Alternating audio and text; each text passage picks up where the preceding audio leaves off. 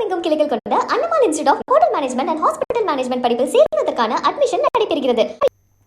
தமிழகத்தில் பாலியல் குற்ற செயல்களில் ஈடுபடுவோரை சுட்டு தள்ள வேண்டும் என்று திமுக பொதுச் செயலாளர் துரைமுருகன் தெரிவித்துள்ளார்.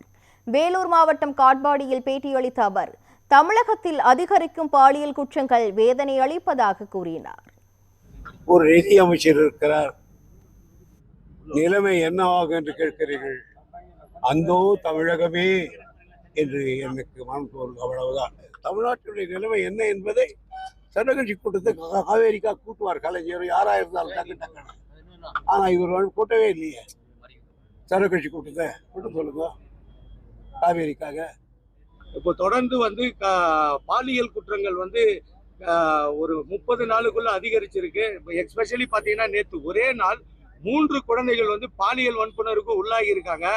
அதை மறந்துட்டு சிஎம் போட்டோ எடுத்துட்டு இருக்காரு. சார் இதை பற்றி என்கிட்ட பேசாதீங்க. என்னால பத்திரிகையே படிக்க முடியல. இது செய்திகளை படிக்க மனசு வெதும்பி போகிறது. நான் அதனால ஹெட்லைன் மட்டும் பாட்டு விட்டுருது, பத்திரிகை படிக்கல. அந்த குற்றங்களுக்கு என்ன சார் இது பண்ணலாம்? இந்த அளவுக்கு அதிகரிச்சிருக்கு. ஷூட் பண்ணணும் சார். அந்த அயோக்கியர்கள் தண்டனையால ஷூட் பண்ணணும்.